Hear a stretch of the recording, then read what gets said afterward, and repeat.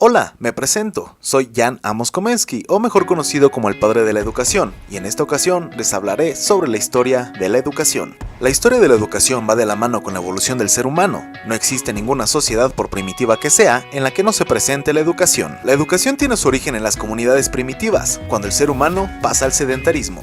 Es en este momento en que comienza la transmisión de saberes entre los integrantes de una misma comunidad, padres a hijos. La complejidad de la educación comienza a aparecer por la comunicación que se establece a través del intercambio de mercancías entre diferentes grupos de diversos lugares. Los métodos de enseñanza más antiguos se encuentran en el Antiguo Oriente, como son India, China, Persia, Egipto, así como en Grecia antigua, teniendo similitudes educativas mediante la religión y mantenimiento de tradiciones. Egipto fue la sede principal de los primeros conocimientos científicos, escritura, ciencias, matemáticas y arquitectura.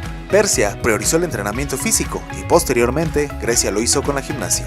Grecia es importante ya que es el lugar en el que parte el pensamiento occidental con Sócrates, Platón, Aristóteles y Aristófanes. En la antigua Roma se dio origen a la lengua latina, la literatura clásica, la ingeniería, el derecho, la administración, arquitectura y la organización del gobierno, siendo la época donde se establece el rol del maestro-alumno. En el siglo VIII, los árabes conquistaron la península ibérica y surgieron las escuelas musulmanas, donde únicamente podían acceder a una educación formal y sistemática los reyes e hijos de nobles, y los que fungían como maestros eran los sacerdotes.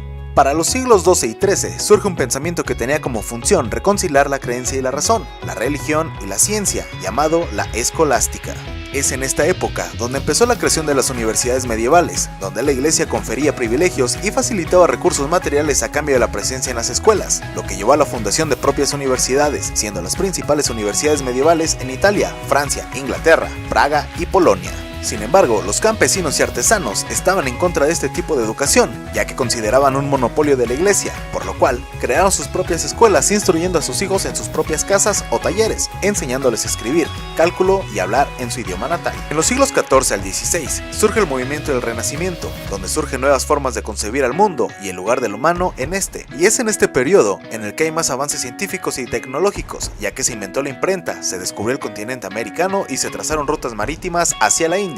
Los movimientos populares heréticos promovieron la difusión de la enseñanza, permitiendo que cada individuo pudiera leer e interpretar la Biblia sin necesidad de la iglesia. Así, en Inglaterra, John Wycliffe había auspiciado que cada uno pudiera convertirse en teólogo, y en Bohemia, Jan Hus codificó la ortografía y redactó un silabario. En este periodo surge la corriente humanista, donde la educación se opone a la severidad de la disciplina eclesiástica, situándose ya un pensamiento pedagógico, siendo los principales precursores, en Italia, Vittorino de Feltre, en Francia, Francisco Rabelais, en su conocida obra Gargantua, y Pantagruel, Juan Luis Vives con el Tratado de la Enseñanza. En Suiza, Ulrich Zwingli publicó un libreto para la instrucción y educación cristiana en niños. Sin embargo, en Alemania, Martín Lutero tomó posición respecto a elaboraciones de sus colaboradores. Samuel Hartlib, propugnador de la educación de los pobres, Dury, Petty y Woodward llevan a cabo la reforma y modernización de las escuelas, proyectando un gymnasium mechanicum y escuelas profesionales, donde todos pudieran aprender un oficio y al mismo tiempo recibieran también una formación cultural similar a la de los grupos privilegiados. La pedagogía tradicional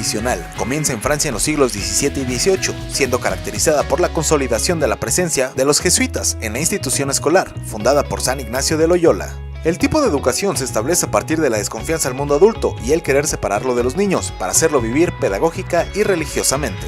El sistema escolar programado por los jesuitas consistía a grandes rasgos en poner entredicho la historia, la geografía, las ciencias y la lengua romance. El lenguaje utilizado diariamente era el latín. Durante la Ilustración en el siglo XVII, Galileo Galilei, René Descartes, Isaac Newton, Juan Jacobo Rousseau y con sus principales obras Emilio y el Contrato Social, realizaron escritos que influyeron en la Revolución Francesa y fueron precursores de la época del Romanticismo. Diderot y D'Alembert fueron precursores del enciclopedismo y promovieron un cambio escolar desde la indumentaria hasta el método educativo, lo que significó el fin de la institución tradicional y el inicio de un sistema libre sin tantas ataduras, y por primera vez se presenta la presencia de la etapa infantil, priorizando las características particulares que debían ser atendidas diferenciándolas de la educación adulta. Finalmente, se llegó a la escuela tradicional, utilizando la ideología de Juan Amos Comenius y Raticius, quienes proponen como principio esencial no enseñar más de una cosa a la vez. El maestro debe provocar el deseo de saber y de aprender. También se presenta la idea que el niño aprenda a leer y se vincula la palabra con una imagen. Es un método que sigue brindando grandes aportes hoy en día. La filosofía de la escuela tradicional considera que la mejor forma de preparar al niño para la vida es formar su inteligencia, su capacidad de resolver problemas, sus posibilidades de atención y de esfuerzo. Se le da gran importancia a la transmisión de la cultura y de los conocimientos, en tanto que se le considera de gran utilidad para ayudar al niño en el progreso de su personalidad. La pedagogía como movimiento histórico nace en la segunda mitad del siglo XIX, tuvo antecedentes en el siglo XVIII y cobra fuerza en el siglo XX, particularmente después de la Primera Guerra Mundial. Una colaboración amistosa entre maestro y alumno, escuela al aire libre, la necesidad de dejar libre el desarrollo de las facultades espontáneas del alumno bajo supervisión del maestro, son ideales que propuso la pedagogía moderna, así como la incursión de la mujer en actividades educativas. La escuela única, intelectual y manual tiene también la ventaja de que pone al niño en contacto al mismo tiempo con la historia humana y con la historia de las cosas bajo el control del maestro. En el continente americano surgen las primeras ideas del pragmatismo y el funcionalismo con John Dewey. De la corriente pragmática y funcional, se afirma que la validez del pensamiento se verifica en la acción, considerando la mente en función de las necesidades del organismo para la sobrevivencia y apelando por ello a la interacción del hombre. Con esto, llega la creación de la escuela nueva o activa, que busca garantizar el logro de una mayor participación, con mayor compromiso de todo ciudadano con el sistema económico-social, en base de la consideración de que la satisfacción de las aspiraciones del ser humano contribuiría de manera sustancial a lograr el equilibrio en la sociedad, sobre todo de la eliminación de las contradicciones entre las clases y dentro de las clases mismas. Ovid de Colly, pedagogo y educador belga, fundó en 1907 la escuela de l'Hermitage en Bruselas. El contacto permanente que sostuvo con niños de escuelas ordinarias y de instituciones especializadas lo llevó a obtener logros en el campo de la pedagogía, que se manifiestan en el método global de lectura y de la enseñanza. En 1919, después de la Primera Guerra Mundial, se elaboran por parte de A. Ferrier los 30 puntos que definen la escuela nueva. En materia de educación intelectual, la escuela nueva busca abrir la mente a una cultura general, a la que se une una especialización espontánea y dirigida después de un sentido profesional.